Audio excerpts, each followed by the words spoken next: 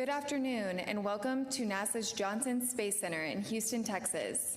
I'm Bethany Stevens, and we are here today to provide a status update on the historic first crewed test flight of the Orion spacecraft post-lunar flyby.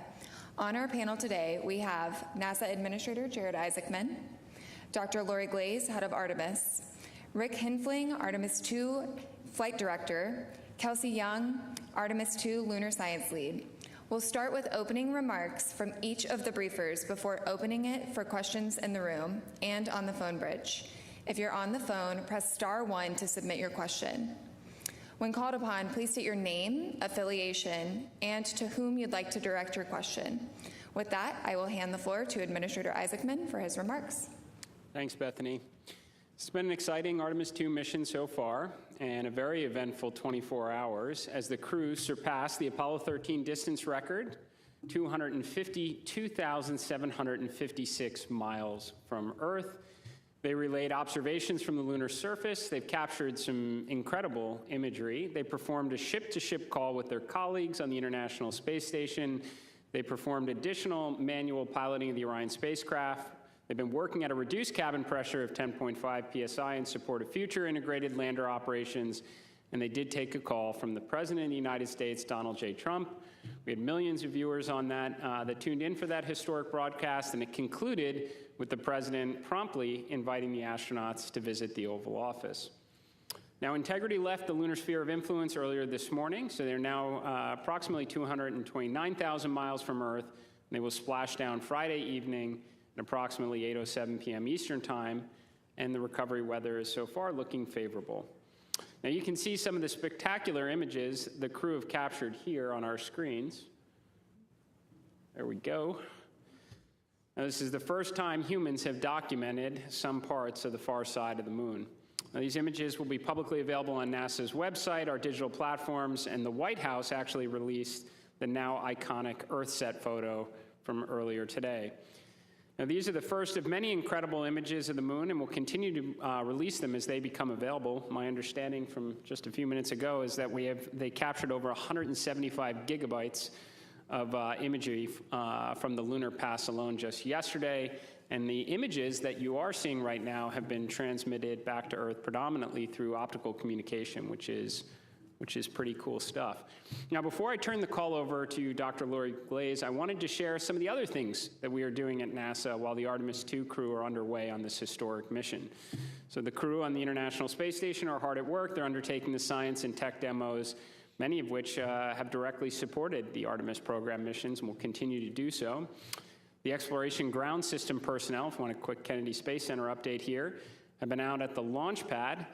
The crawler, my understanding, is approaching the outer gate, and we expect ML1 to be back in the vehicle assembly building within approximately a week. Now, this would cut down on the turnaround time that we observed from Artemis I, measured in months right now, several months. On the science front, my understanding is the Blue Origin Mark I lunar lander is wrapping up here at the Johnson Space Center in Chamber A. Nancy Grace Roman Space Telescope testing is progressing, so much so that we feel reasonably confident we're going to announce a target launch date this year sometime in the next 2 weeks. In aeronautics, we've been flying the X-59 almost daily while the Artemis II mission has been underway. So we work to rebuild our X-plane portfolio. The first senior level Artemis III mission design discussion today. Teams are working with vendors on moon-based RFIs and RFPs, and we are advancing the Skyfall scientific payload for the first interplanetary nuclear-powered spacecraft, SR-1 Freedom.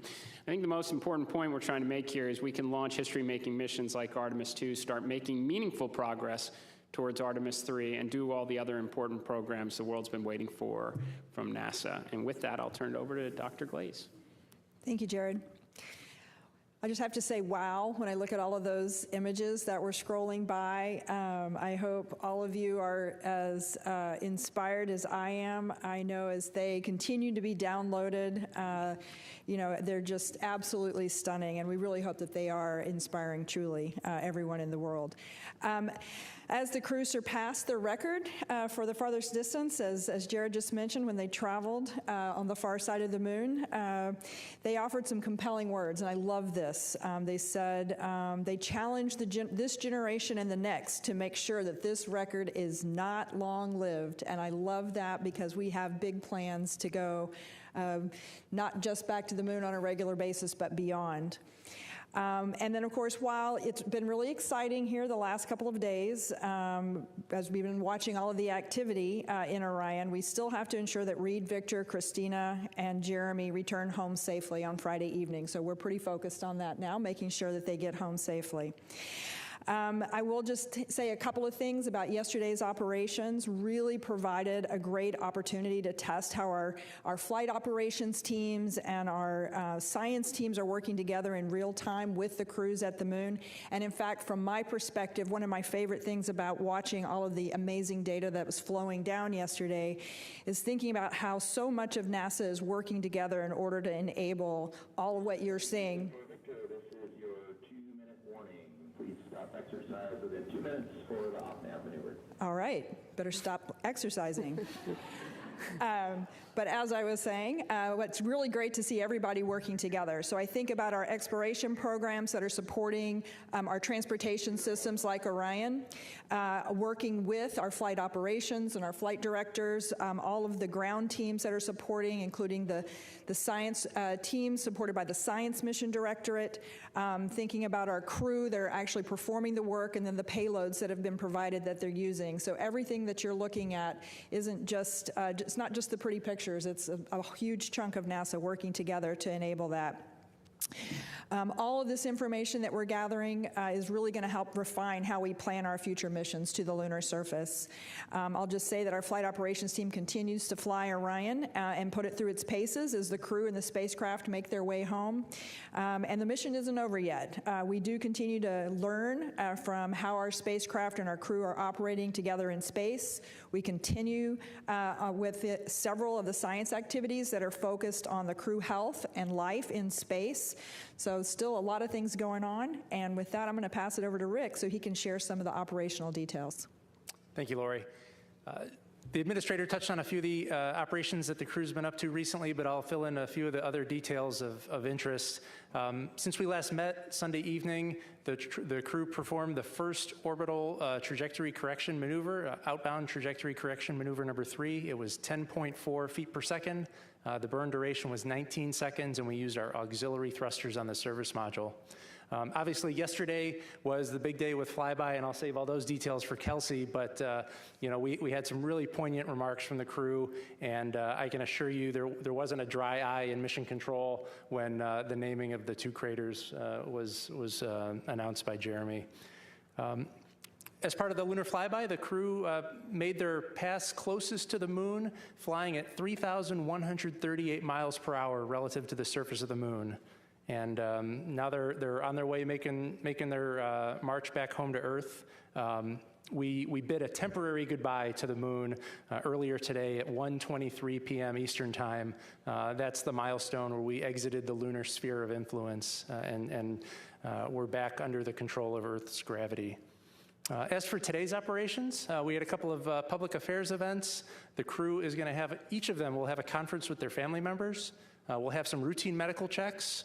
And then in the evening, we're going to perform the first return trajectory correction maneuver. It will be 1.3 feet per second. It'll last about 15 seconds, and we're going to use the service module reaction control system thrusters to do that burn. We expect that burn to occur about 9 p.m. Eastern Time. Finally, I'll conclude my remarks with acknowledging that the USS John P. Murtha has left port and has started steaming out to the midway point for the recovery of Integrity and her crew later on Friday. That's all for today's operations update, so I'll hand it over to Kelsey. Thanks. Spirits are very high. We did what we set out to do. The lunar science team and the crew prepared extensively, as we talked about a couple days ago, for Flyby, and I hope you all saw that yesterday during execution. We confirmed, as Lori mentioned, that we can, achieve science through orbital observations and through integrating science into flight operations.